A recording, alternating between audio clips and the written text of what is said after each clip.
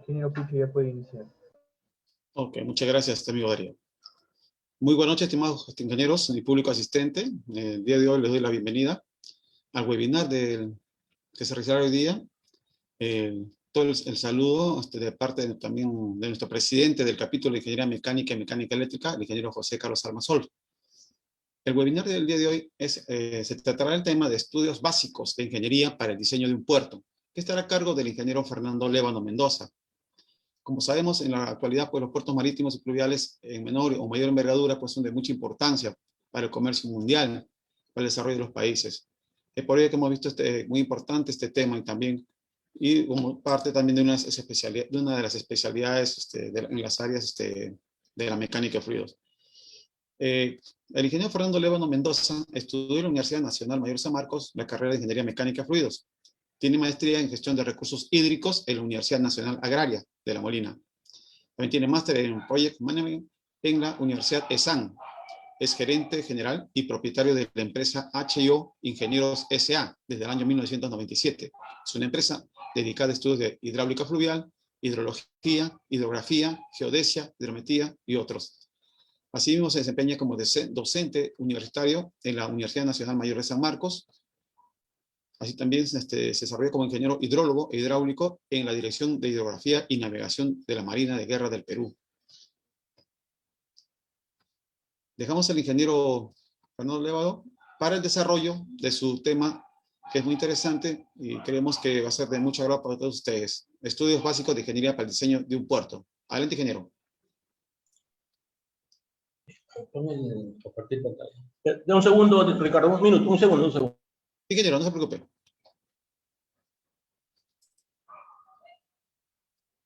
Asimismo, también mientras esperamos al ingeniero, le hacemos la invitación para el próximo 18 de marzo, a esta misma hora, el tema modelamiento de transporte de sedimentos en áreas portuarias, a cargo del ingeniero César Alpaca Chacón. Y también mañana va a haber un webinar muy importante hasta las 6 de la tarde sobre la problemática nacional del oxígeno, tema de sumo interés para todo el país, ¿no? Agradecimiento de todas maneras a todos ustedes por la participación el día de hoy. Adelante, ingeniero.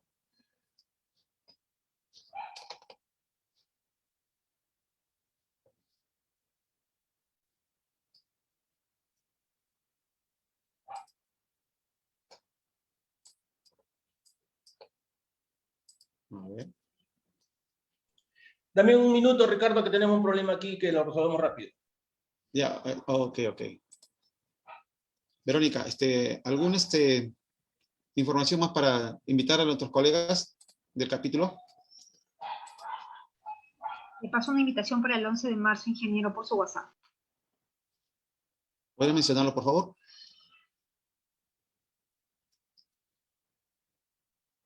Entonces le reiteramos para el próximo 18 de marzo del tema de modelamiento del transporte de sedimentos en áreas portuarias. ¿De acuerdo? Y así mismo, el día de mañana, 10 de marzo, a las 6 de la tarde, les invitamos al webinar nacional sobre la problemática del oxígeno. Como les comentaba, es un tema muy importante para todos nosotros y estar al tanto de estos temas de trascendencia nacional, sobre todo en estos momentos, ¿no? Ingeniero Picho, le he pasado la invitación para el webinar del 11 de marzo a su WhatsApp. Ok. Bueno. Ricardo, estoy listo. Ok, adelante, ingeniero Fernando Lévano. Un gustazo, muy agradecido. Gracias Adelante. a ti. Bueno, buenas tardes. Quiero agradecer al Colegio Ingeniero del Perú por invitarme a este evento. En realidad, no sé si, bueno, la pantalla mía está compartida. Perfecto. He puesto una lista de estudios de ingeniería que son los más importantes. De hecho, hay más, pero que la necesidad de hacer los otros va a aparecer en la medida que los puertos estén, digamos, en diseño, ¿no? Esta etapa de campo se requiere para decidir si el lugar que uno está evaluando cumple las condiciones para construir un puerto. Entonces, como ahí he listado, como ahí he listado ahí, los trabajos más importantes en esta etapa, los levantamientos hidrográficos con multibeam, o en general los levantamientos hidrográficos en general, la topografía, en este caso particular vamos a aplicar con dron, tanto como LIDAR, como aerofotogrametría, la geotecnia, mecánica de suelo, geología y geofísica submarina, que es una especialidad, o varias especialidades que tienen mucha interacción entre ellos. Nosotros vamos a explicar la geofísica submarina, que es en base a tecnologías modernas, la parte oceanográfica, la meteorología, que es la que vamos a desarrollar. En realidad, el tema es bastante amplio. Yo creo que vamos a tener un poco de dificultad para cumplir todos estos ítems que he establecido, porque he sido bastante ambicioso y los he incluido de forma... pero iré desarrollándolo con cuidado, de que quede grabado en los oyentes la esencia del mensaje del uso de la tecnología para cada una de las actividades que he planteado aquí. Entonces, como tengo muy poco tiempo y vamos a ir directo al grano.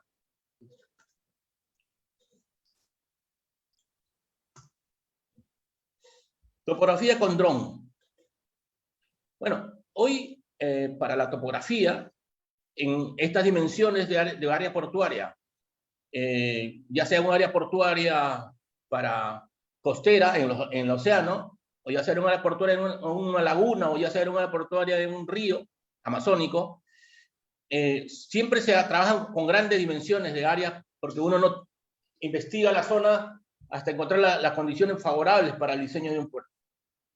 Entonces, hacer topografía de la manera convencional, con estaciones totales y otras tecnologías convencionales, toma mucho tiempo, es muy costoso y en realidad tiene mucha susceptibilidad al error.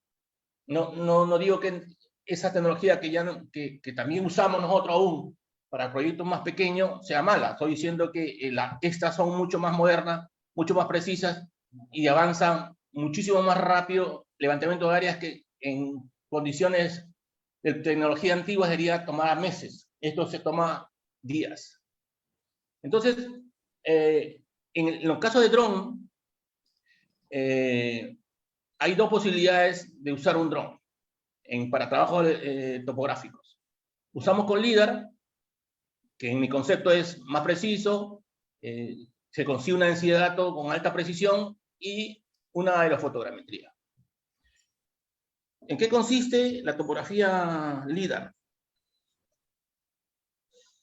Es un objeto volador, como el caso aquí está representado como un avión, que tiene una tecnología que emite un haz de luz que barre una superficie en el suelo, volando a una altura planificada, que cubre un área que requiere ser revisado o ser trabajado. O sea, dentro del avión, helicóptero o dron, y dentro de los drones pues, hay tipo de helicóptero, hay los cuatrocópteros, etc. Hay varias alternativas para colocar los arreglos en el dron. ¿Cómo sigue eso? Esa es una combinación de LIDAR y batimetría multibeam, que luego lo voy a explicar con más cuidado.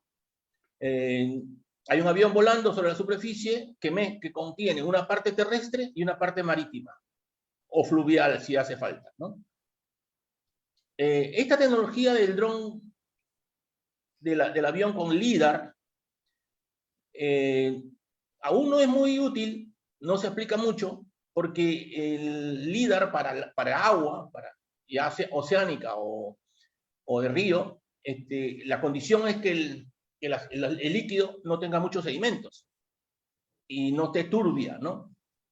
Entonces, si es así, el LIDAR no tiene una presión muy buena porque no llega a penetrar y llegar al fondo. El LIDAR es como un haz de luz. Entonces, esta aplicación aérea que involucra tierra y agua aún no está muy desarrollada. Sin embargo, ya hay tecnología que independientemente hacemos primero la parte terrestre y o paralelamente la parte marítima o fluvial, combinada con el LIDAR o el multibeam, podemos tener la topografía del área que nos interesa, tanto en la parte terrestre como en la parte subacuática. Este es un dron, un cuatrocóptero. Tiene básicamente los componentes más importantes en una cámara de alta resolución, un sistema inercial y el sistema de posicionamiento, el GNSS, que antes se conocía más como GPS. Lo que pasa es que ahora, habiendo varios sistemas de constelación de satélites en el espacio, como los Bidu, los chinos, los europeos, los rusos, etc., entonces tenemos cientos de satélites en el espacio, que a eso ya no se le llama... Eso, el GPS es el sistema americano. El GNSS es el sistema que integra diferentes sistemas de navegación espacial y que se llama GNSS. Y el láser es el sistema que hace, mediante pulsos desde el aire, que la superficie de la Tierra sea topografiada, mapeada de forma precisa y densa.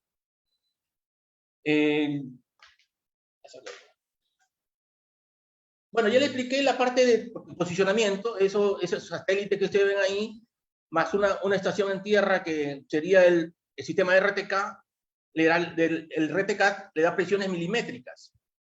Sin embargo, hay otra tecnología que también puede ser usada, que tiene presiones de 3 centímetros, otras de 5, otras de 10.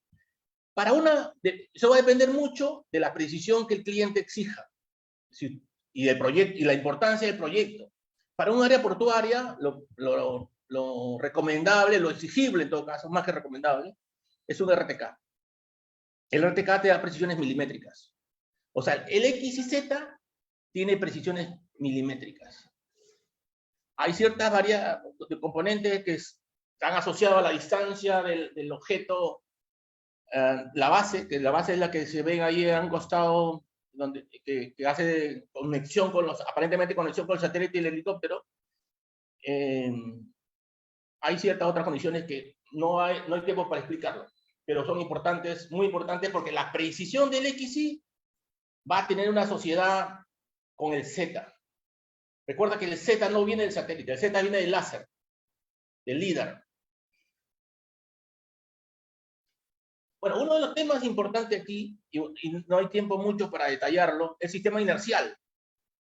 Como el avión o helicóptero o dron se mueve en un sistema muy inestable y se está disparando haces barriendo superficie de la Tierra, tiene que tener un sistema que pueda calcular cada una de las coordenadas de los haces que llegan a la superficie de la Tierra cuando el objeto se mueve aleatoriamente en el espacio. Y esos son los sistemas inerciales. En cada uno de los ejes, X, Y, Z, mide la distorsión del movimiento aleatorio del helicóptero o dron en el espacio, lo cual permite que el X y Z sea preciso. Solo esto podríamos explicarlo en un poco de tiempo más, pero el alcance, el tiempo no nos ayuda mucho. Vale. Este es un área a trabajar. Esta es la forma como el avión, en este caso, el avión es como si a ver, vamos a hacer una cosa sencilla, para que la gente entienda que es un LIDAR. Es como si tuviese una linterna que lo muevo como un péndulo. Un sistema lo corta cada n segundo, una fracción pequeña de segundo, corta como si cortase la luz. Entonces, cada corte de luz es como un punto de X y Z. Que como el sistema tiene una coordenada X y Z, XY, el láser calcula la distancia a la posición del suelo y hace el cálculo dando de tal manera que cada punto en el piso tiene un X y Z preciso. Ese es un planning para un área a trabajar. Esa área es un área bastante grande. En la medida que tu área a trabajar sea más grande, quizás no puedas hacer un dron, tenés que hacer un avión o helicóptero, porque ya sería un trabajo muy lento al desarrollar el trabajo en una superficie muy grande. Una de las limitaciones del dron es que las baterías que usa no le dan una autonomía muy grande en un día. Las baterías duran muy poco y con Tesla desarrollando baterías con mucha capacidad de carga, probablemente en el futuro cercano, podamos trabajar con los drones horas, que ahora solo alcanzamos a trabajar minutos en un día. Pero así con minutos de tiempo, y como el dron se mueve a una velocidad importante, podemos barrer superficies grandes, a diferencia de un trabajo convencional con una estación total. Bueno, este es el planeamiento, es un avión volando, se supone que tiene toda la tecnología del LIDAR, y estas son las medidas, o las superficies medidas en tierra, que corresponde a una planificación que cubriría el área que a nosotros nos interesa cubrir, a nosotros nos interesa topografiar. Entonces, ya luego con el proceso de los software y todo, consigue los mapas con una precisión increíble. Teníamos datos, dependiendo, muchísimos datos por metro cuadrado, cuando hace muy poco, en una escala del 1000, que sería un punto cada 10 metros, en un cuadrado de 100 metros cuadrados tuviésemos 4 datos para una topografía convencional. En un cuadrado de 100 metros cuadrados, hoy, con el LIDAR, tendríamos cientos de datos. Con lo que hacemos básicamente una superficie digital, como lo están mirando ahí. Casi se conforma la superficie de la Tierra tal cual. Mucha densidad de datos y mucha calidad en la información. Información precisa, información densa. Las superficies de la Tierra las puede uno graficar casi con precisión. Esa es la fotografía con LIDAR. Estos son el manejo de la data se hace con unos software especiales. De hecho, hay muchos software. Nosotros usamos un software de esa marca, no queríamos hacerle publicidad, pero ahí estaba en la marca. Y el otro tema que no hemos hablado mucho, porque no hay mucho tiempo, es el láser en sí mismo. Para los drones, tiene un láser de poca potencia. Muchas veces no son capaces de atravesar la parte de la cobertura vegetal que está en la superficie. Para drones de avión, que vuelan mucho más alto que un dron, los láseres son de mucha potencia y son capaces de atravesar las hojas de los árboles y conseguir pasar entre las hojas de los árboles y conseguir topografiar el suelo debajo de una cobertura vegetal densa. Sí. Bueno, la fotogrametría con dron es más o menos lo mismo, excepto que aquí no hay un láser. Aquí hay una tecnología que se usaba ya en los 50, en base a fotografías aéreas. Estas son fotografías digitales. Esta fotografía, con el mismo concepto que se usaba en la aerofotometría convencional de los años 50, ese concepto es el mismo concepto que se usa acá. Se usan fotos contiguas, traslapadas, con puntos de coordenadas precisas en la superficie de la Tierra, que permite crear una superficie de la fotografía, una superficie desde donde se saca puntos X y Z. O sea, no es como el láser que genera el X y Z directo. Aquí se hace la superficie aerofotogramétrica, se precisa la data con puntos de coordenadas, y luego a partir de la imagen digital se saca la X y Z. Entonces, si bien es cierto, también se consigue mucha información, también se consigue cierta calidad, pero no tienen la misma precisión que un LIDAR. Hay ciertas deficiencias que aún no se han corregido. Sin embargo, es muchísimo mejor que una topografía convencional, porque uno con la topografía convencional hace muy poco, toma mucho tiempo y tiene muy poca data. Entonces, uno de los temas que aquí voy a tocar antes que avancemos más, es que cuando uno involucra topografía costera con la topografía submarina, tenemos que tener claro un nivel de referencia vertical, que si eso no tiene claro, se puede convertir en un problema unir la data del fondo marino con la data de la superficie de la Tierra. Entonces, yo he visto muchos casos donde se fracasa porque no se llega a entender perfectamente o no se ha establecido un nivel de referencia adecuado que permita hacer esa integración, porque la batimetría no es sino una topografía, es una topografía hecha con tecnología acústica. La topografía en general es un trabajo hecho con tecnología láser. Y casi siempre estamos observando lo que queremos medir. abajo de la superficie del fondo del río, mar o lago, nosotros no estamos observando el fondo. Es un pulso de acústico que va y viene desde el fondo que te permite calcular la profundidad que te encuentras navegando. Entonces, pero en esencia, la batimetría no es sino una topografía del fondo de una superficie líquida que usa una tecnología acústica en vez de una tecnología láser. Entonces, integrar esas dos datas es importante porque ya que usted va a hacer un puerto, tiene que integrar la costa con el mar, o ya que está trabajando en una presa, tiene que integrar la parte costera de la presa con el agua.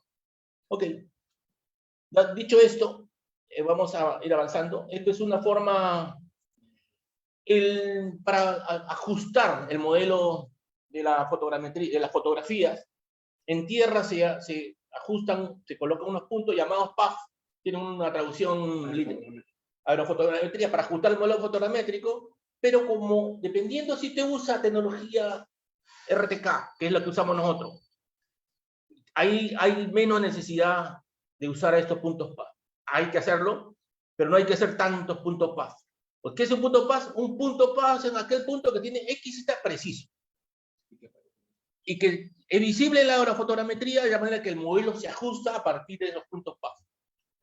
Y terminamos con los resultados de una topografía bastante buena, pero no tanta como el LIDAR, pero mucho mejor que la topografía convencional. ¿No?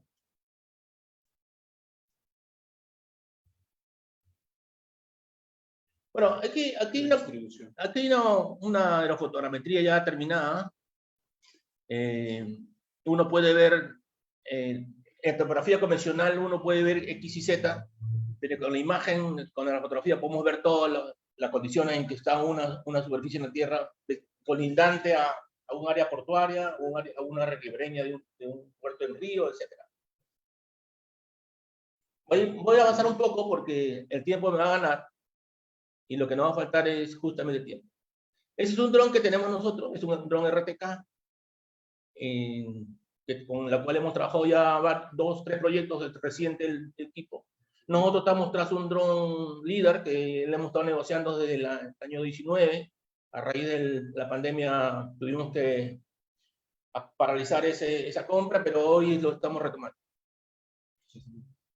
Bueno, voy a pasar a la siguiente, porque nos va a ganar el tiempo y me gustaría, por lo menos, en general, explicar todas las partes que yo que he planteado en el índice que puse al principio. Okay, voy a salir de esta parte, voy a entrar a la parte de batimetría con las tecnologías actuales. Esos son ejemplos reales. Estos son ejemplos reales de aerofotogrametría hechas, terminadas. Este es uno del caso del puerto de Hilo, si no me equivoco, y el de la izquierda es de la presa Limón. Esto es trabajo reciente, que hace el más último, el más antiguo, no pasa de diciembre. Vamos ahora con LIDAR, multibeam. Pásate a la siguiente hoja de vida. Listo.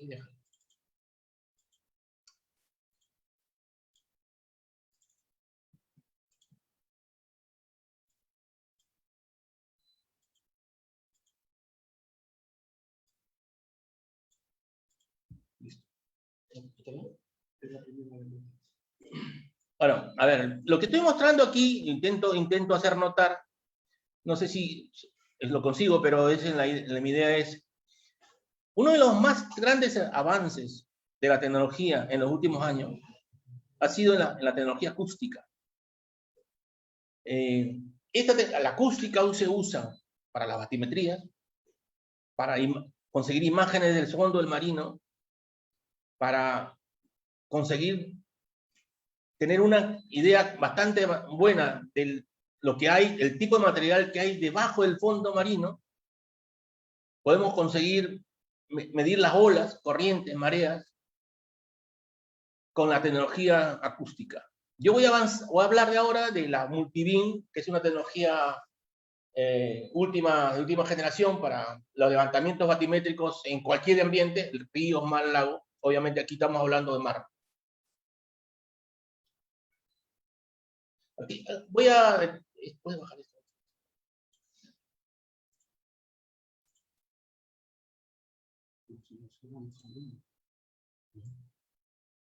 Ese por abajo. Deme un segundo, por favor, que estoy ubicando un PPT. Ahí, pues. Ahí. Pero quiero que, a ver, quiero detenerme unos minutos aquí respecto de la tecnología acústica, porque muchas de estas se voy a repetir en todos los temas que voy a explicar más adelante. De principio, el concepto físico es muy elemental, pero claro, en la medida que necesitamos alcanzar más profundidades, en la medida que necesitamos alcanzar precisión, en la medida que debemos penetrar el fondo marino, la sofisticación es más amplia, pero en esta parte el concepto acústico es el mismo. Mire, para medir una profundidad en un río, lago o mar, desde una ecosonda emite un pulso de sonido, la onda de sonido viaja desde el traductor, que es el sensor que lo transmite, va hacia el fondo, rebota, la ecosonda tiene un sistema computacional, calcula el tiempo de ida y vuelta de la onda, y con lo cual determina la profundidad. O sea, tiene la velocidad, tiene el tiempo de ida y vuelta de la onda, calcula la profundidad. Es en esencia lo que hace una ecosonda. Todo lo otro, para conseguir que sea preciso ese dato, esa medición, ya tiene que ver con procedimientos de cómo se usa la tecnología. Ahora, en estos tiempos, antes aproximamos la velocidad promedio del medio en que uno trabaja, en el agua del río, agua de mar o agua del lago, y decía la velocidad promedio del sonido es tanto para un río, tanto para un lago, tanto para el mar. Pero ahora tenemos equipos que permiten determinar con precisión cuál es la velocidad de sonido para el medio acuático que uno esté trabajando, ya sea el medio que uno esté. Y mide datos en la vertical, o sea, el equipo le da cuáles son las condiciones del agua, con lo cual nos permite tener cálculo preciso para cada zona de qué velocidad del sonido tenemos que aplicar. ¿Qué nos da esto? ¿Qué conseguimos con esto para el caso de una ecosonda convencional como la que está aquí? Precisión.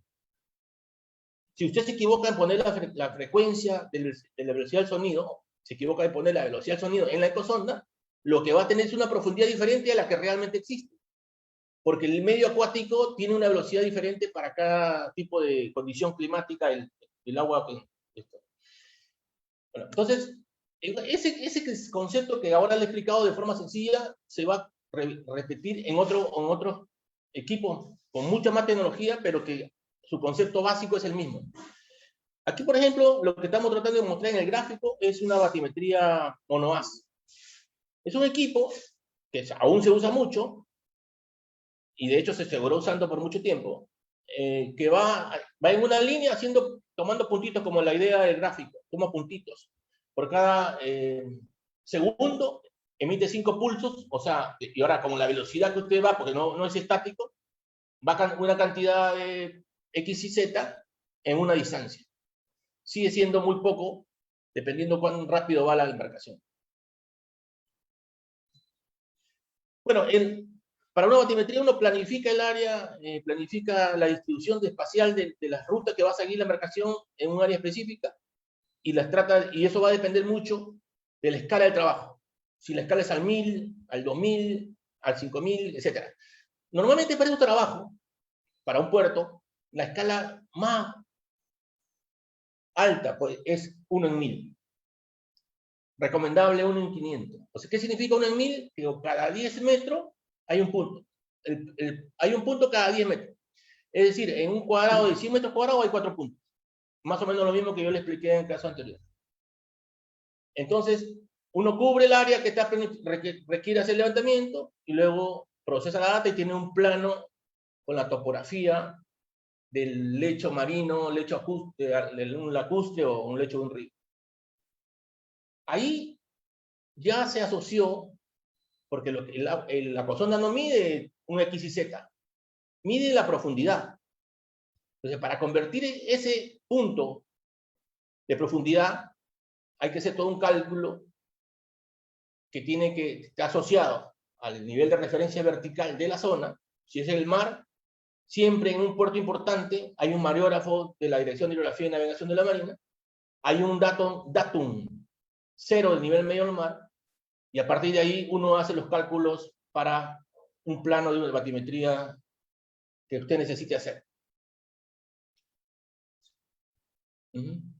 Bueno, es importante, por supuesto, calibrar los equipos, un procedimiento de calibración para asegurarnos que las precisiones que necesitamos se cumplan. Nosotros estamos haciendo un trabajo en Paita, hace 2 días volvimos de Paita, el cliente ha observado que nosotros hay unas dudas razonables, nosotros hemos vuelto a enviar un equipo de gente hoy día que mañana hará el levantamiento para verificar que lo que hemos hecho es correcto. Nosotros creemos que lo hecho por nosotros está correcto, pero tenemos que demostrarlo al cliente. El cliente tiene que pagarnos por volver a ir a hacer un trabajo que ellos dudan y nosotros estamos seguros que estamos bien. Ya nos ha pasado un par de veces y siempre hemos tenido razón. Entonces, calibrar, tener cuidado con las previsiones es en la esencia del resultado de un trabajo bien hecho, es la calidad del resultado. Dependiendo qué vas a hacer con la batimetría, puede crear un problema si es que no se hace bien. Bueno, igualmente, para el caso de Monoaz, uno puede generar modelos, como se ve en la figura, a partir de los software. O sea, los software interpolan datos entre los puntos del campo real y consiguen tener una superficie, lo que llamamos DEN, una superficie completa, pero en los 4 puntos en 100 metros cuadrados, lo que hace es suponer que hacer una medida interpolación entre ellos, pero la parte intermedia, en el área de 100 metros cuadrados, pues no queda representada correctamente, va a ser interpolada. ¿Ok? Igual podemos hacer figuras bonitas con los X y Z, resultados del procesamiento de un trabajo Monoaz. Pero hay una tecnología que conceptualmente es similar a la tecnología LIDAR, cuando le expliqué el LIDAR, es similar, tiene un sistema de posicionamiento, tiene un sistema inercial, tiene una cantidad de haces que emite por segundo, que es mucho más que el Monoaz, por supuesto, que usted estaba explicando hace un minuto. Pero a diferencia del dron, este usa un haz acústico. Emite un haz acústico de una frecuencia X, y esta recorre la distancia, calcula la posición donde ha llegado ese haz con el sistema inercial y el GPS, y conseguimos un mapa preciso de la información de la superficie que estamos trabajando. Es bastante sofisticado, permite tener superficies perfectamente completas del fondo marino. Allí no hay interpolación, no hace falta hacer interpolación, porque dependiendo lo que tú quieras y dependiendo cómo lo planifiques, puedes tener muchos datos por metro cuadrado. Así como lo digo, muchos datos por metro cuadrado. A diferencia de una escala de 1000, que tendríamos 4 datos en 100 metros cuadrados. Aquí tendríamos muchos datos en 1 metro cuadrado. Casi podemos representar perfectamente el fondo. Entonces, esa es una manera de ver cómo se planifican las líneas y la marcación. El caso de la izquierda representa un monoaz, el caso de la derecha representa un multibeam, que en vez de un punto, como ve ahí, es un ancho barrido. La altura, la profundidad relaciona con el ancho de barrido del fondo. El ángulo de abertura es entre 10 grados y 160 grados, o sea, el área que cubre en el fondo desde un multibeam. Aquí hay aquí hemos muy sofisticado. El sistema de posicionamiento necesita 2 GPS, 2 antenas GPS, o sea, 2 GPS, porque como este es un tema tridimensional, yo no puedo traer un GPS. Un XZ se genera con una antena y una ecosonda monoaz. Aquí es un sistema tridimensional. Entonces, todos los criterios técnicos exigen mucho cuidado, y por supuesto que es una inversión muchísimo más grande que una ecosonda monoaz. Con un multihaz se compra 20 ecosondas monoaz. Así de caro es esto. Bueno, y aquí es aún más, porque el mar, en las condiciones del mar, las temperaturas varían desde la superficie hacia el fondo, dependiendo de la profundidad, por supuesto. Y necesitamos tener mucho cuidado con el perfilador, la medición del perfilador de sonido, que es lo que yo le comentaba en el caso anterior. Aquí sí o sí tienes que usarlo. En el río podrías no usarlo y considerar una frecuencia, una temperatura promedio que sí se da. En el mar no. En el mar es muy diferente el comportamiento de la temperatura y la salinidad en la columna de agua. Entonces, aquí hay que tener mucho cuidado. Entonces, yo no quiero seguir empleando en este tema porque me va a faltar tiempo. Ya debería estar a punto de terminar. Voy a saltarme a unos temas. Aquí los resultados, usamos HYPACK siempre porque es el que yo he usado desde cuando estaba en la dirección de grafía, etc. En algún momento habrá tiempo para que solo esta tecnología tomará 1 hora explicarlo de forma general. Voy a pasarme a la siguiente etapa, al siguiente ítem. Si no, no termino nunca. Denme un segundo que voy a cambiar la...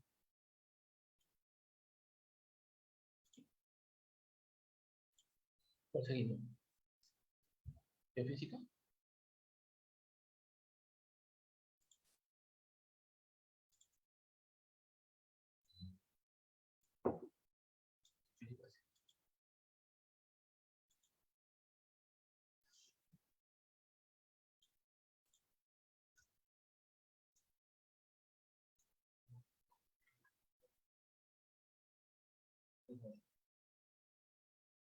Hasta la siguiente. Eso, ahí. Ok, a ver. Hasta ahora yo he explicado, por lo menos he intentado explicar en el poco tiempo que tengo, cómo hacemos una topografía, cómo hacemos una batimetría y cómo integramos esa información. Cómo integramos, cómo hacemos un solo plano de la función topográfica y de la opción batimétrica. Y para eso vamos a usar necesariamente el datum que yo les comenté hace un poco de tiempo. En todos los puertos importantes existe un mareógrafo de la Marina que tiene un 20 y tanto, 30, 40 años de grabación de datos. Con lo cual, podemos conseguir un nivel de referencia absoluto, el nivel medio del mar. Con ese dato, hacemos el ajuste de la parte topográfica, como yo se lo he explicado, y la parte batimétrica. Ese es el datum que sirve para hacer la integración de esa información de forma adecuada. O sea, ya hemos hecho topografía y batimetría. Ahora hay otro tipo de tecnología basada bajo el mismo concepto de la onda acústica, que yo necesito saber qué tipo de suelo tengo en el fondo. O sea, ya estamos entrando en las áreas portuarias, se requiere saber qué tipo de suelo hay, porque hay que hacer cimentaciones profundas, hay que construir rompeolas, y si tenemos que saber qué tipo de suelo tenemos, porque si no es muy difícil calcular los pilotajes, etc. Entonces, esta tecnología lo que te permite saber es, de forma bastante aproximada, no es tan precisa, qué tipo de suelo tienes debajo del fondo, después del fondo marino, hacia abajo. ¿Y qué es lo que hace? ¿Cómo se consigue? Igual que el caso de la batimetría, un equipo que tiene una característica similar a una ecosonda, es más, también sirve de ecosonda para profundidades hasta 2500 metros, emite pulso, onda de sonido, pero en este caso no nos importa que rebote en la superficie del fondo, nos importa que penetre y nos dé una idea de qué es lo que tenemos debajo del fondo. Y básicamente es el mismo concepto, de hecho, con más sofisticaciones, refracciones, concepto de refracción y otro, pero nos permitirá tener una idea del lecho marino. ¿Qué hay debajo? Este es el equipamiento, este es el planeamiento, este es un... ¿No? Sí, pero no es el que quería aplicarlo de la... Pásalo. Sí, y luego volvemos a decir no. Pasa. No, pasa. No. Ese es el monitor. Ya. Pasa. Ya. Ok. Esta figura que se ve aquí es el resultado de uso de un equipo que se llama Sub-Bottom Profiler, que usa el concepto físico que yo le he mencionado en la ecosonda. Sin embargo, lo que cambia aquí es la frecuencia de la onda. Para que una onda penetre un suelo, tiene que ser una onda de baja frecuencia. Una ecosonda común y corriente trabaja en 200 kHz. Si una ecosonda de 200 kHz trabaja en un puerto que tiene un fango, la ecosonda va a coger los puntos superiores del fango, no va a llegar al fondo, de 200 kHz. Si quisiéramos saber cuál es el espesor de la capa de fango, teníamos que usar una ecosonda de doble frecuencia. Una, la de 200, que capta apenas impacta con las partículas que están en la parte superior de la capa de fango, regresan al equipo y miden esa distancia. Y la otra frecuencia, otro traductor, con una frecuencia más baja, 30, 20, 32, a 50 kHz, penetra el fango y llega a tocar el fondo. Entonces, una ecosonda, para conseguir información precisa en un puerto que tiene una capa de fango, requerimos una ecosonda de frecuencia que permite, uno, identificar el espesor del fango a partir de que primero toca las partículas del fango y luego toca el fondo el traductor de baja frecuencia. Ahora, para que la onda penetre el fondo, o sea, penetre en el fondo, se necesita frecuencias más bajas que 20 kHz. Algunas son de 12 kHz, 3.5 kHz. Esas permiten entrar en el fondo, penetra el fondo. Y la onda refracta y la computadora a bordo hace los cálculos y muestra un estrato de la forma como usted la ve aquí. Los geofísicos, ese ya es un tema muy especializado, ellos pueden definir características del tipo de fondo. Y para tener, y así como se barra esta superficie, puede barrerse toda una superficie de un área que tengan colindante a un puerto. Entonces tenemos un levantamiento de la característica del material de fondo, que sin embargo requiere ser calibrado mediante muestreo de fondo. Puede ser piston corer, vibro corer y otro tipo de forma de muestrear el fondo. Inclusive, ¿para qué se usa en realidad? ¿Por qué esta tecnología? Esta tecnología lo que hace es definir el tipo de fondo que tienes abajo, pero para la cimentación requieres igual hacer igual hacer geotecnia. Pero no tienes que hacer tanta geotecnia. Esto permite, como ya tienes una idea bastante precisa o bastante cercana a la realidad de qué tipo de suelo tienes, haces la geotecnia en puntos muy específicos donde tengas alguna duda y con esa información puedes calibrar inclusive la información de la geofísica que tienes después del levantamiento. ¿Qué importancia tiene? Que reduce los costos de los trabajos geotécnicos. Eso se hace para muchos productos de ingeniería, pero en este caso particular, del que estamos hablando es un área portuaria.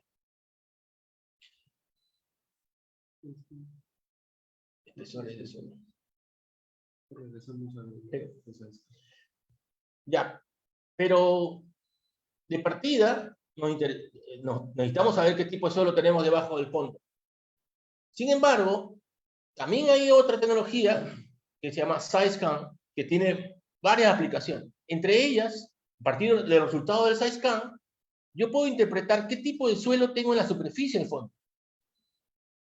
O sea, con el SizeScan, cuyo propósito en realidad fue busca de objetos submarinos, hoy, con las resoluciones que han alcanzado la evolución de la tecnología en este tipo de equipos, nosotros podemos definir qué tipo de suelo hay en el fondo marino, en la superficie. De ahí para abajo lo hace el Sub-Bottom. Pero en la superficie, yo puedo tener una idea de qué tipo de material tengo en el fondo.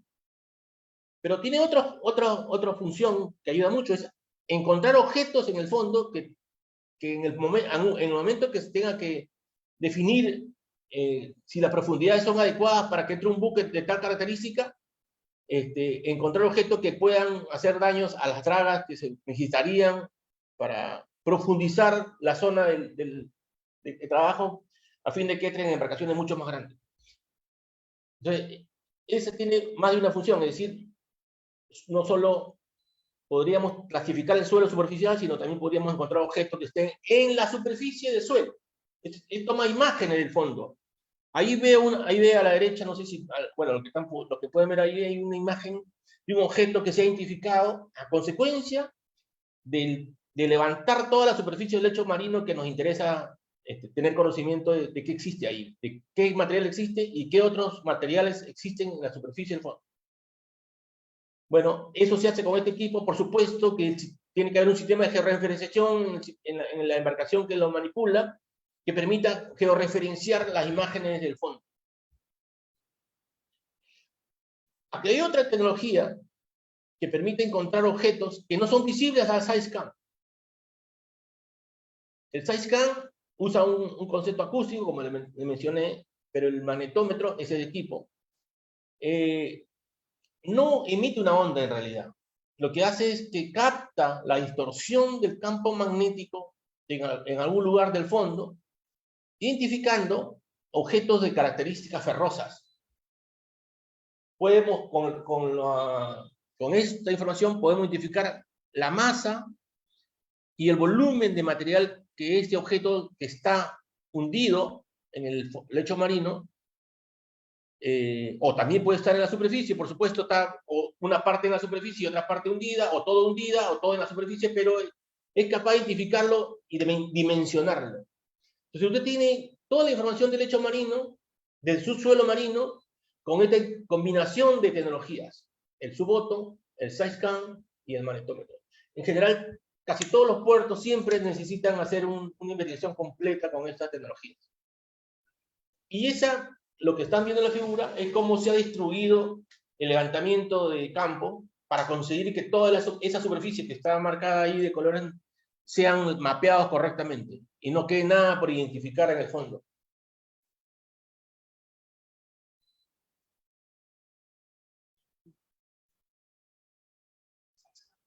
Bueno, estos son los resultados del SideScan.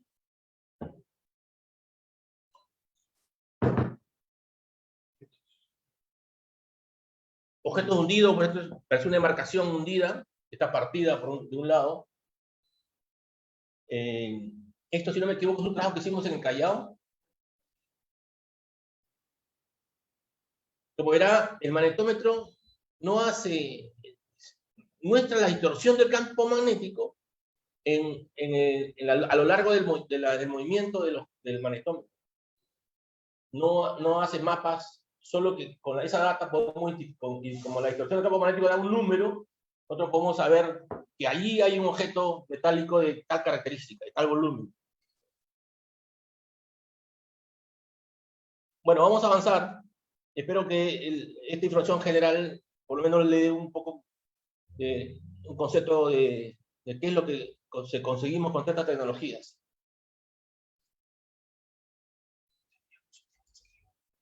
¿Qué es la oceanografía? Es eso, ¿no? ¿Cómo yo todo eso, no? Sí.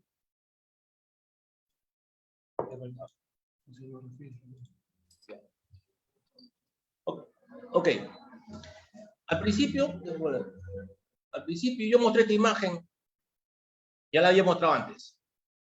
Y aquí yo decía que si tú miras un poco cuidado, decíamos que hay equipos que reconocen el tipo de material del fondo para abajo, que reconocen el material de superficie del fondo, que puede medir la distancia que hay de superficie líquida hacia el fondo, con lo cual cada una de esas tecnologías tiene una aplicación específica.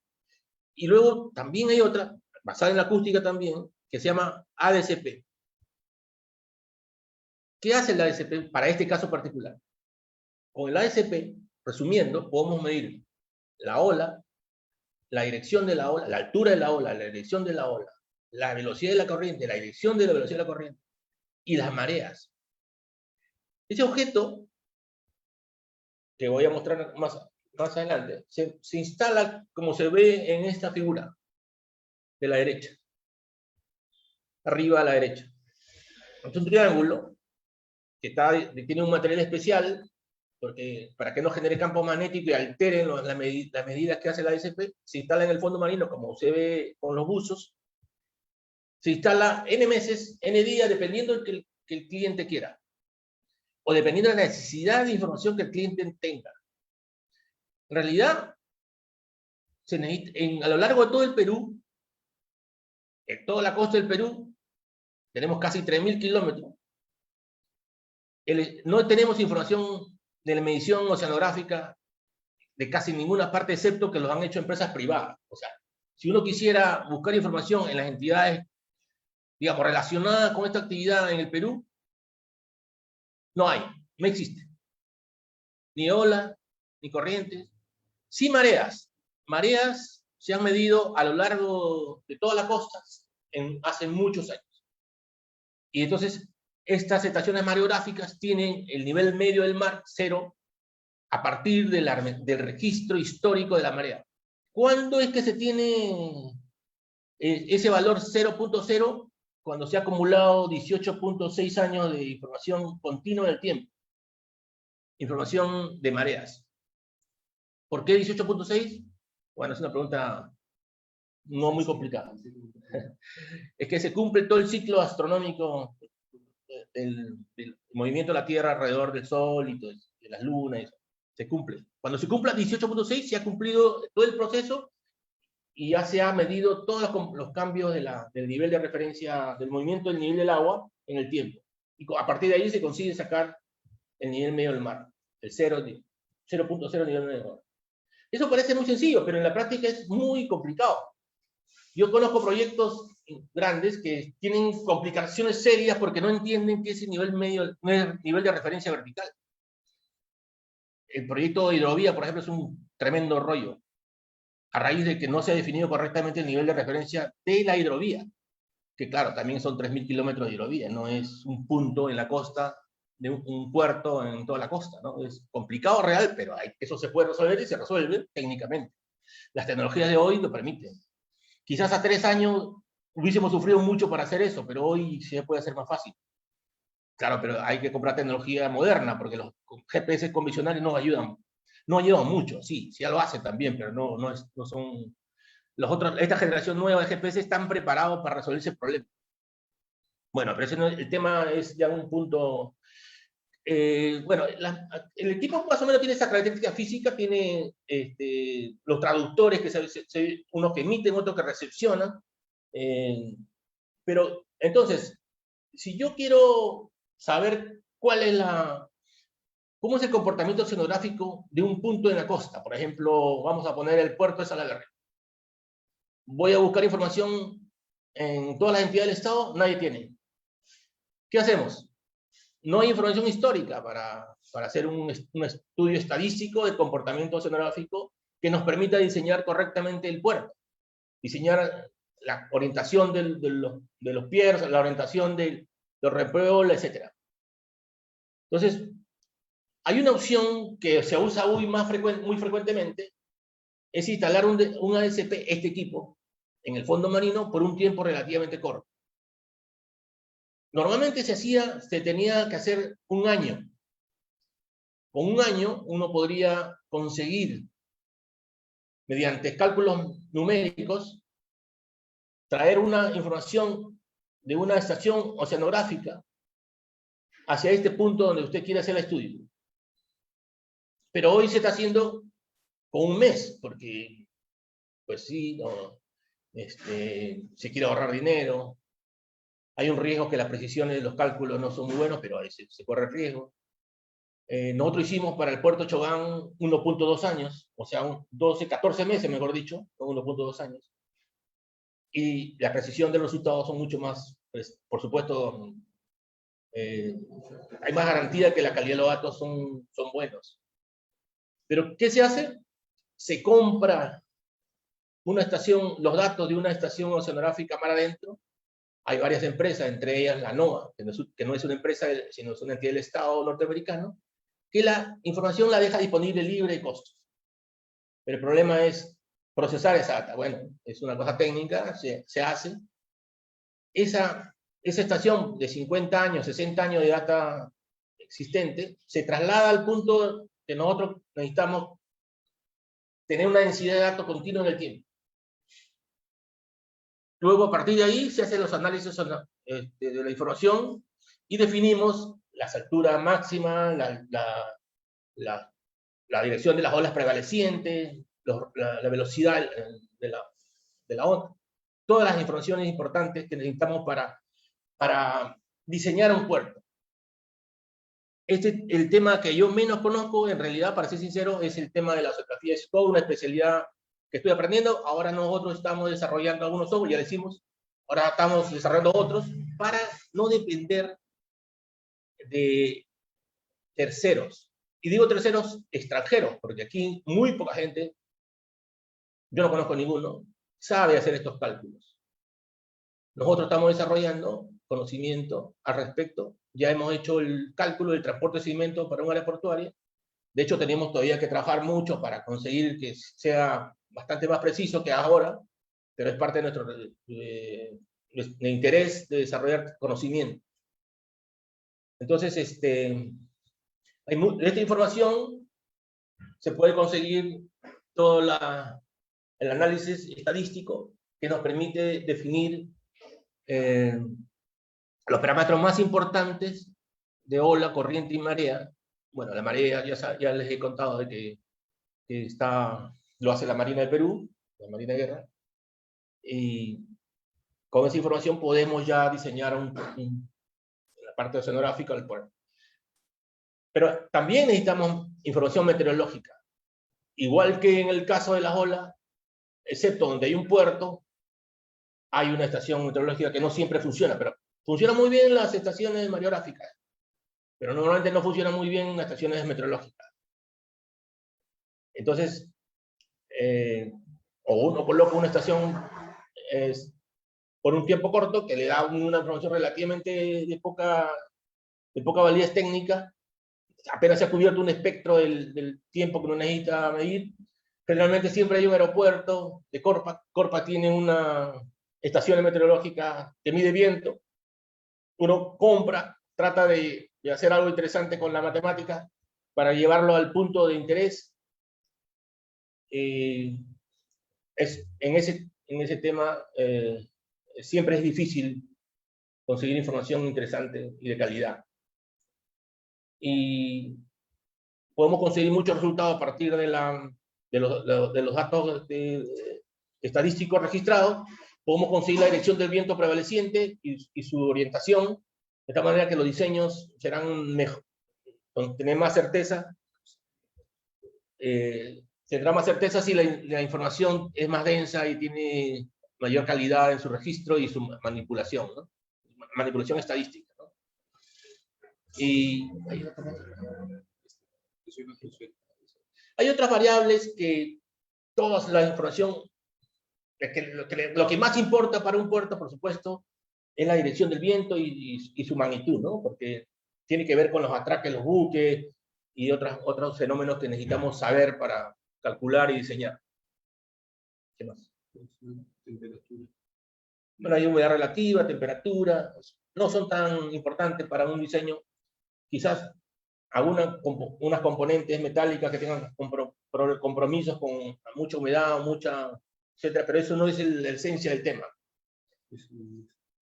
¿Qué más? Ya, ok, ese déjalo así, porque no nos vamos nunca. ¿Qué decía?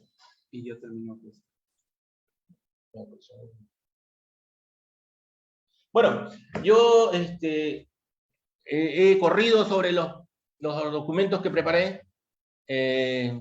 Casi he cumplido la hora que me propusieron y cualquier pregunta que ustedes tengan, yo con gusto estoy listo para resolverlos. Estimado ingeniero, Fernando. ¿Me escuchas, Fernando? Sí, te escucho. Tienes 15 minutos más para desarrollar, hasta las 8 en punto para desarrollar, si tuvieras, necesitas más tiempo. Bueno, es que ya cerramos los PPT y porque pensamos que ya no había más tiempo. Más bien, si hay consultas de nuestros asistentes, yo con gusto lo respondería. Perfecto, perfecto. Ok, entonces, ahorita, bueno, entonces desarrollamos el rol de preguntas.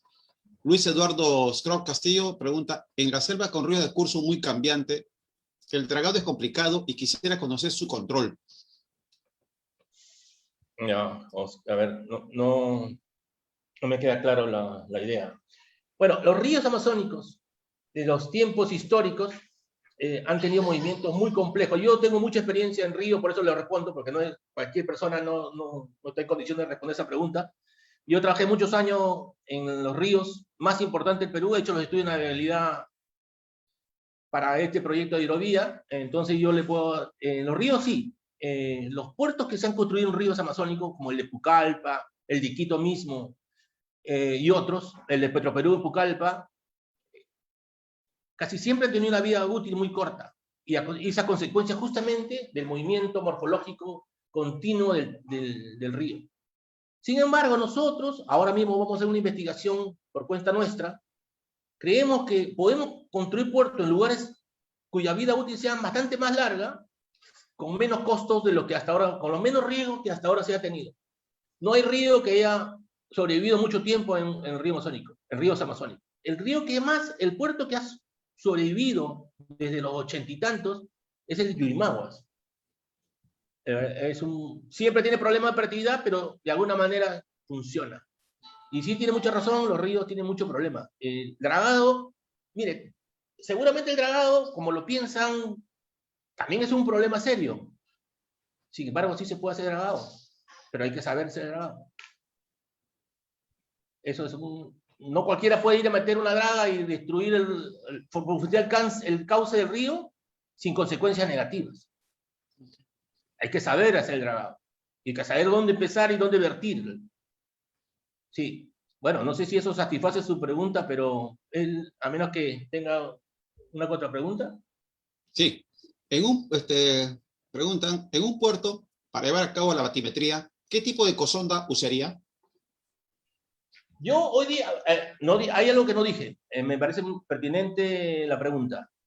Las entidades internacionales, la IHO, no, voy a decir la Oficina Hidrográfica Internacional, la IHO, obliga en su reglamento que los levantamientos hidrográficos que se ejecuten en un área portuaria tienen que hacerse con multibeam. Deben hacerse. En el Perú no sé si esa regla existe. Nosotros hemos decidido que todos los trabajos que hacemos en los ríos, en el mar, en un área portuaria, todos lo hacemos con multibeam. Y hay otro tema ahí que, a propósito de su pregunta. La precisión, la calidad de un trabajo con multibeam tiene que ver mucho con la precisión del GPS que se usa.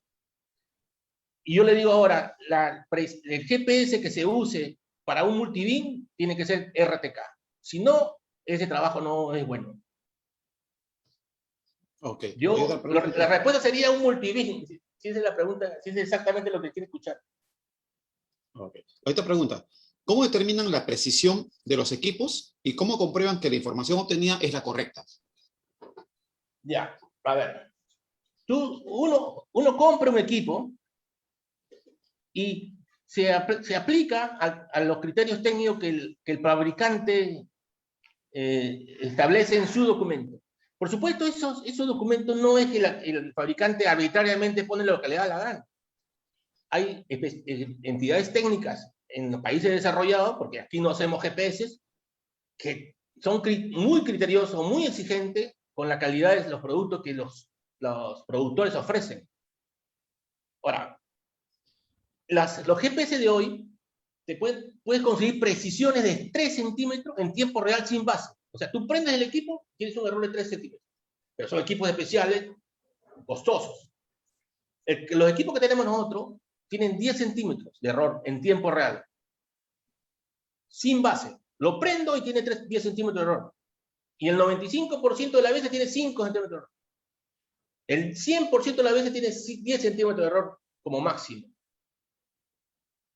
No sé si eso responde a su inquietud, pero aquí en el Perú, si el equipo no funciona, si el equipo está fallando, te da una mala posición y punto. O sea, no hay manera de calibrarlo. Eso de que la calibración de los GPS es una estafa que hace mucha gente aquí. Yo cuando un equipo falla, simplemente lo mandamos a Estados Unidos o compramos otro. No hay solución acá. Ok. Otra pregunta de Rafael Uvidia indica, en Marcona, Ica, se dice que tiene una gran profundidad en su puerto de San Nicolás y que esto permite que ingresen barcos de gran calado. ¿Eso es cierto? ¿Y en qué otros puertos también se tienen esas particularidades? Bueno, nosotros acabamos de trabajar en Hilo. Nuestra empresa ha hecho un trabajo, en este momento acabo de terminar un trabajo para un mejoramiento del puerto de Hilo. Pues Hilo, yo antes ya estaba en Hilo en los 90, haciendo un trabajo con la Marina. Hilo, tú tienes una profundidad inmensa en una corta distancia de la costa. Tú puedes poner buques de gran calado con muy poco costo de la infraestructura. El problema está que el suelo, el fondo, el lecho del suelo es rocoso. Eso significa que cuando quieres pilotear no es fácil pilotear. Cuando quieres poner una estructura como un rompeola, no es fácil hacer eso. O sea, cuando hay mucha ventaja, cuando hay mucha profundidad muy fuerte, tiene otros condicionantes que limitan. Pero la ingeniería está para eso. La ingeniería resuelve. Siempre va a ser más caro cuando quieras resolver un problema complejo, pero se puede resolver. Generalmente hoy se puede resolver todo, pero hay que pagar. ¿No es cierto? Esa sería mi respuesta. Bueno, desde Marcona hacia el sur hay profundidades grandes, rápido, cerca de la costa. Pero no siempre es bueno, como le decía, no siempre es una ventaja. Depende de cuánta plata tenga, se puede resolver el problema que genera ese tipo de cosas. Una consulta. Bueno, hay una inquietud, ¿no? José Carlos Moreno Vía dice, sería bueno contar con cursos de capacitación como diplomados referente a obras portuarias. Gracias. Ahora, esperamos, pues, de repente invitarlo al ingeniero para hacer uno de estos cursos, pues, espero que pueda atender Yo le voy a responder así al señor que hace la pregunta, ¿no? En el Perú, le va a sonar raro o le va a sonar, pero en el Perú yo no conozco oceanógrafos que tengan esa capacidad de hacer todos estos cálculos que yo he estado mencionando. No hay. No hay. O sea, yo no sé si he buscado mal, pero no hay. ¿Por qué no hay? Porque ¿cuántas escuelas de oceanografía existen en el Perú? ¿Cuántos ingenieros hidrógrafos existen formados en la Universidad del Perú? ¿Cuántos geofísicos existen en el Perú? Mira, geofísica produce la Universidad de Arequipa, no me acuerdo cuál. Pero ellos nunca han usado un equipo, o sea, son geofísicos de escritorio. En la Universidad de San Marcos hay una maestría en geofísica, pero jamás han subido un buque, a una lancha, a una embarcación. La geofísica que ellos estudian, lo de la San Marcos, ya me consta porque yo me he reunido y he traído gente aquí, son para cuestiones sísmicas, sísmica de sismos. Porque sísmica tiene tiene un concepto más amplio. O sea, hay mucha. En las áreas que yo te he explicado, les he explicado de la forma más breve que he podido, no hay muchos especialistas. Nosotros formamos nuestros especialistas. Nosotros formamos, los mandamos al extranjero, lo traemos aquí, traemos gente del extranjero, y ahora estamos haciendo investigación con un doctor en oceanografía, que es amigo mío en Venezuela.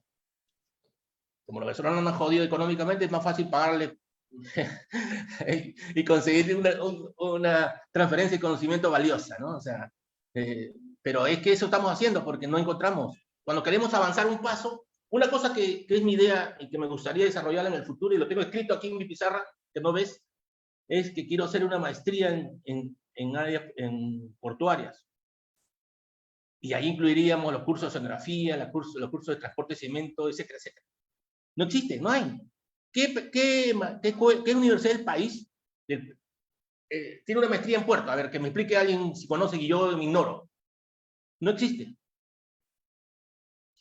Ese es un sueño que tengo. Ojalá que algún día pueda terminar ayudando a formar en una universidad una maestría, porque yo creo que ese nivel de conocimiento no se puede hacer por diplomado, no se puede hacer, tiene que ser mucho más profundo que un diplomado. Tiene que ser una maestría. Perfecto. El ingeniero Eladio Fabián. Saludos, ingeniero Eladio. Excelente presentación. El problema es amarrar entre la topografía terrestre y la batimetría, específicamente en aguas someras. ¿Hasta qué profundidad se puede manejar correctamente? En realidad, hasta miles de metros. es cuestión de tener claro bien cómo se ajusta de un sistema a otro. Cómo usar el nivel de referencia. El nivel de referencia que se usa en Perú, hay dos niveles de referencia comunes y corrientes del día a día. Hay otros varios que se usan para diseños portuarios. Pero los dos que se usan es el nivel medio del mar, que es el 0.000, y el nivel de bajamares y sigia ordinaria, que es un punto que es un nivel de referencia que está por debajo del cero del nivel medio del mar, que se usa por criterio de navegación. ¿Por qué está debajo? Porque se habla de bajamares. Y las bajamares son los niveles más bajos de las mareas. Entonces se hace una historia de los niveles más bajos de marea, con método estadístico se define el nivel medio de bajamares de una zona específica. Eso siempre está por debajo del cero nivel medio del mar. Entonces, todas las cartas que hidrografía produce están asociadas al nivel de bajamares de sigias ordinarias. Entonces, la altimetría de la marina tiene miles de metros lejos de la costa y están bien hechas. Bueno, nunca se podrá decir que están mal hechas porque ni un buque se va a encallar a 300 metros de profundidad, ¿no? Mar adentro hay esa profundidad. Por lo menos tienen tranquilidad con eso, pero no, esos niveles de referencia bien utilizados funcionan. Otra pregunta del ingeniero Eladio Fabián. Dice, la señal en un reservorio ubicado en una zona encañonado se pierde la señal continuamente. ¿Cómo se puede mejorar la señal? Bueno, eso nosotros hace muchos años trabajamos en Tablachaca. Yo no sé si conoce Tablachaca, es una central eléctrica que está en el Mantaro, una de las más antiguas del Perú y que hace muy poco era la que más energía entregaba a la red peruana, ¿no? Y ahí nos dijeron que no deberíamos usar DGPS submétricos porque la señal se perdía. ¿Y no es así? Nunca lo perdimos. O sea, eso es relativo. A menos que que sea un cañón vertical que las señales se pierdan. Nosotros nunca nos pasó. Pero eso fue una de las discusiones que tuvimos con los ingenieros de Electroperú, que ahora son amigos míos, porque ellos decían que se perdía la señal. Y le demostramos que no se perdía. Otra pregunta del ingeniero Carlos Altamirano, desde Trujillo, o Tumbe, si no me equivoco. Estimado Fernando, muy buenas noches, felicitaciones por la exposición. Una consulta, por favor. Para el caso del problema de Salaberry y el problema de erosión costera presentados en las playas Las Delicias, Buenos Aires y Huanchaco, ¿tienen algún planteamiento de solución o crítica a lo planteado? Bueno, es muy difícil que uno haga una crítica si uno no tiene claro todos los fenómenos que han ocurrido. Yo la verdad nunca me he involucrado en ese proyecto y por supuesto que tengo bastante información al respecto, pero no lo tengo como para dar una respuesta en público, una cosa así. Yo trabajé muchos años dragando o como supervisor de dragado ahí en el puerto Salaberry. He hecho muchos trabajos de cálculo de volumen de dragado, he supervisado dragado ahí en Salaberry, pero en la verdad, disculpa mi amigo Carlos Altamirano, pero no te puedo contestar seriamente esa pregunta. Okay. A ver, otra pregunta más de nuestro colega. Roy Limón 47. Dice, para determinar el alcance del diseño de las instalaciones portuarias en el mar, es necesario disponer información del tipo de olas que se presentan en la zona. Se pregunta, ¿qué antigüedad de la información se requiere disponer y qué tipo de equipamiento en el mar debe instalarse? Bueno, mientras más tiempo tenga tu registro histórico de información oceanográfica, tu trabajo será más preciso. Ahora, ¿qué tipo de equipo podemos instalar? Un ASP. La ASP es la tecnología más moderna que existe a este momento. Y tú puedes encontrar ASP de $10.000 hasta de $100.000. ¿Y por qué la diferencia? Por las precisiones, porque algunos son más precisos que otros para medir sus parámetros. Además, un ASP tú puedes instalar hasta 13 variables ambientales que te sirven para, además de medir tu parte sonográfica, puedes medir las variables del problema ambiental que se generaría. Un ASP, y la respuesta es en la cantidad de años la más larga posible que uno puede encontrar. Existe información desde los 50. Hay que buscarla en Oceanware, es una empresa norteamericana, la NOAA es otra empresa, una entidad del Estado norteamericano, y hay otras que no. Fugro entiendo que tiene una base de datos muy importante. Eso lo venden, no es barato, pero existen.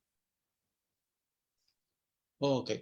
Luis Eduardo Scott Castillo pregunta, en la selva hay ríos navegables. ¿Cuáles son las instituciones que se encargan de hacer seguimiento a la navegabilidad y mantenimiento de estas vías?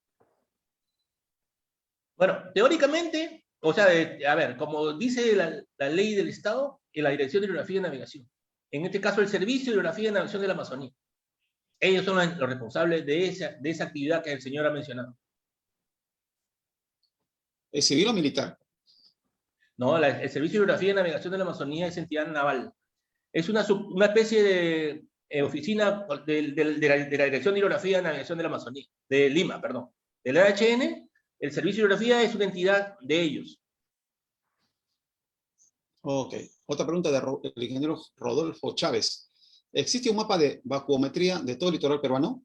¿Cuál es la factibilidad de realizar un megapuerto en la isla San Lorenzo, capaz de recibir barcos post-Panamá? No entendí la pregunta primera. ¿Existe un mapa de vacuometría de todo el litoral peruano? ¿Batimetría? Bueno, acá dice vacuometría. Yo creo que es batimetría. Y batimetría sí existe a lo largo de toda la costa. Así es. Sí, la batimetría sí existe a lo largo de toda la costa, pero claro, para casos muy puntuales, de lugares muy específicos, para construir un puerto, eso no le corresponde a la Dirección de Hidrografía. La corresponde a partir de la existencia de un puerto, las vías navegables asociadas a ese puerto y a cada puerto que existe a lo largo de la costa del Perú. Sí existe información. Ok. ¿Y cuál es la factibilidad de realizar un megapuerto en la isla San Lorenzo?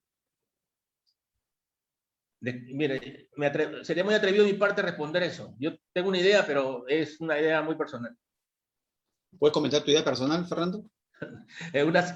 Con unos chicanos, quizás, Ricardo. No, prefiero no, que ese tiene muchos Okay. Cristian Collazos, los fenómenos por oleajes ocasionados por sismos y o tsunamis, para el caso de estructuras portuarias, ¿qué software recomendaría para hacer el modelamiento de escenarios y realizar un mapa de vulnerabilidades y riesgos? Bueno, la Universidad de Cantabria, que es una universidad española, tiene unos modelos que en realidad no los vende el modelo, los entrega. O sea, yo hace poco intenté comprar, hace como 3, 4 meses, para un proyecto en hilo, intenté comprar el modelo de transporte de sedimento. Y me dijeron, no, en realidad no lo vendemos, la entregamos. El problema, lo único que le vamos a pedir a cambio es que usted pague el curso, la capacitación para entrenarlo en el software. Y esos software que lo venden empresas holandesas y americanas cuesta una fortuna. O sea, una licencia de software cuesta $15,000, $20,000 fácil. Entonces, pero nosotros decidimos crear nuestro propio modelo de transporte de cemento, o sea, que no le compramos ni el curso. Acá en la maestría de Ingeniería Mecánica y Fluido, que es la maestría de hidráulica computacional, busqué un ingeniero ahí, le propuse el proyecto, le propuse un salario por la idea y trabajamos y lo hicimos acá. Ya está terminado.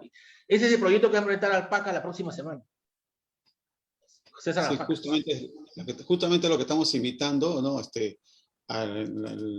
El 18 de marzo, modelamiento de transporte de sedimentos en áreas portuarias, ¿no? Exactamente. César Alpaca, que es el alumno de la maestría, y nosotros como empresa hicimos ese modelo. De hecho, yo esta mañana justo tuvimos una reunión y hay cosas que tenemos que mejorar. Por supuesto, vamos a mejorar. No es que nada es perfecto. Vamos a seguir y vamos a hacer otro modelo. Y hemos contratado un venezolano también que conoce bastante bien del tema. Y tenemos un asesor, un doctor en Venezuela, que vamos a hacer ese modelo nuevo. Ya lo vamos a presentar en algún momento más adelante. Ok.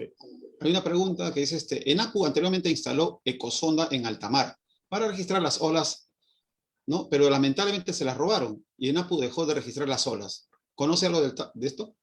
Sí, no fue ENAPU, fue la Dirección de Hidrografía. La Dirección de Hidrografía compró boyas oceanográficas. Las instaló mar adentro, o mar afuera, no sé cuál es el término correcto. O sea, lo fuera de la costa, ¿no? ¿Qué hacían? Los pescadores rompían los paneles solares con que se recargaban las baterías para que el sistema trabaje. Yo sé que lo retiraron, No estoy seguro ahora si yo lo volvieron a instalar. No estoy seguro. Porque yo ya hace años que dejé de trabajar en la escenografía y ya no tengo muchos amigos por ahí. Ya han pasado muchos años. Pero sí existieron, pasó lo que comenté, y la verdad ahora no sé si lo han vuelto a reinstalar. Ok. Hay una pregunta, en el puerto de Hilo, el área del puerto es una zona abierta y como tal existe incidencia del viento durante el atraque de las naves y siempre ha existido protesta de los capitanes de las naves. Se pregunta, como resultado de sus investigaciones, ¿se requeriría disponer de una obra de abrigo que evita la incidencia del viento en el atraque de las naves? Bueno, nosotros acabamos de terminar un proyecto para la modernización del puerto de Hilo y no, por supuesto nosotros tenemos un socio extranjero y no me acuerdo que este tema lo hayamos tocado de la velocidad del viento. De hecho, el viento nosotros lo calculamos de la manera que que les he explicado. Compramos una base de datos e hicimos un modelamiento, pero la verdad que no, en esa parte no me involucré y no tengo una respuesta concreta, pero voy a averiguar qué pasó con ese tema. No lo sé estrictamente. Ok. A ver, no hay más preguntas. A ver, voy a ver justo en el Facebook. No, a ver, bueno, dice Julio Oswaldo Fuentes Sánchez, dice, buenas noches, les saludo el ingeniero civil Julio Oswaldo Fuentes Quiñones, felicitaciones. Bueno, hay un ingeniero, bueno, Enrique Tafur Gutiérrez, en mi opinión, pienso que hay dos formas con respecto a la información obtenida correcta para la predicción de los equipos, dice, ¿no? Uno, llevar al laboratorio que comprueben si está bien calibrado, u otro es una medición que se haya hecho con un buen equipo, tratar de hacerlo equipo ya calibrado, y si te dan el mismo resultado, esa sería la adecuada, ¿no? Bueno, nosotros que tenemos aquí en el techo del edificio donde estamos, tenemos un punto. Cuando tenemos alguna duda de algún GPS, hacemos lo que el señor dice. Lo instalamos ahí una cantidad de tiempo y luego procesamos la data y vemos si converge con la data que teníamos de referencia en ese punto. Sí, hacemos eso. Pero no lo mandamos a ni un taller aquí para que lo verifique, porque eso no es real. Eso no está en esa capacidad aquí en Lima. Ok. Bueno, ingeniero, no hay más preguntas en estos momentos. A ver, de repente hay otras preguntas por ahí. A ver, bueno. Bueno, acá dice, muchas gracias. Bueno, acá me indica, sería recomendable que la exposición del 18 de marzo de transporte de sedimentos se toque el tema de transporte de sedimentos del puerto Salaberry, ¿no? ¿Y qué solución se podría desarrollar para superar este fenómeno? Bueno, es uno. Bueno, además son agradecimientos. Bueno, los merece, ingeniero. No hay más preguntas, ingeniero. No sé si algo más quería acotar en su tema. Yo lo que quiero es agradecer. En realidad yo particularmente no me gusta este tipo de cosas, pero como en agradecimiento a ti acepté. La verdad que es un poco para mí, yo he sido profesor, ya no soy y no volveré, creo, a ser. Pero no sé por qué, pero tengo mucho conocimiento y la verdad que creo que voy a repensar eso. Yo tengo 37 años trabajando en estos temas, ríos, lagos, mar, y de hecho conozco bien y mi empresa funciona al ritmo que yo lo dirijo, ¿no? Porque yo estoy permanentemente actualizándome aquí, generalmente afuera, porque aquí la verdad que ni siquiera quiero escuchar los webinars, porque creo que no hay muchas personas, en los temas míos, ¿no? En los temas que yo he tocado, no hay muchas personas que sepan seriamente. Cuando yo necesito hacer un curso, voy generalmente afuera. Ahora mismo estoy pensando ir a Canadá, pero con todo este problema que tenemos para los vuelos, todo el año pasado no he salido ni una parte. Normalmente 2, 3 veces al año salgo afuera. En España, qué sé yo. Nosotros hacemos muchas cosas. Nuestra gente va al extranjero. No solo voy yo, va nuestra gente. Así que siempre estamos capacitando a nuestra gente, porque la única manera de ser diferente es que aprendamos cada vez más y reconozcamos nuestras limitaciones y hay que aprender, siempre hay que aprender. Nosotros siempre estamos aprendiendo cosas nuevas. Estamos innovando la empresa ahora mismo, vamos a comprar el dron LiDAR. De hecho, estoy haciendo una publicidad aprovechando. Te agradezco, Ricardo. Yo le agradezco mucho el hecho que me hayan invitado. Ok, Fernando, para nosotros ha sido un alto honor para nosotros y proveniendo de las canteras de mecánica fluida de la Universidad Mayor de San Marcos, nosotros honrosos de tenerte aquí. Antes de terminar, quisiera aclarar a algunos colegas que se han inscrito al Facebook. El video de este webinar, Estudios Básicos de Ingeniería para el Diseño de un Puerto, está colgado en el Facebook y el YouTube del Consejo Departamental de Lima, del Colegio de Ingenieros de Perú. Así como todos los temas que se abordan a la fecha, ¿no? No se escatiman esfuerzos por difundir los conocimientos brindados por los colegas, como es el caso del ingeniero Fernando Mendoza, a quien le damos las gracias por este enorme apoyo. Asimismo, les reitero, estimados colegas, la invitación para este 18 de marzo, ¿no? El modelamiento de transporte de sedimentos en áreas portuarias. Y el día de mañana tenemos el webinar nacional sobre la problemática del oxígeno. Bueno, antes de despedirnos, quisiéramos agradecerte, Fernando, por tan gentil presentación. Realmente estamos contentos y bueno, esperamos que puedas apoyarnos en otro para desarrollar estos temas más adelante. No, bueno, Ok. nos pedimos, ¿no? Muchas gracias. Aquí esto. Antes de pedirnos, en nombre del presidente del capítulo, José Carlos Armas, queremos expresar nuestra solidaridad con los colegas que están delicados de salud, tanto mujeres como hombres, de la carrera de ingeniería, en los diversos hospitales de Perú, así como los que están recuperándose en sus casitas. Y nuestro homenaje a los colegas que han fallecido en cumplimiento del deber sagrado, haciendo ingeniería al servicio de la sociedad. Queridos colegas, muy buenas noches y a seguir cuidándose. Es el mejor deseo para todos ustedes que sigan trabajando, pero con bastante cuidado. Muchas gracias y muy buenas noches. Gracias, Fernando. Hasta un próximo.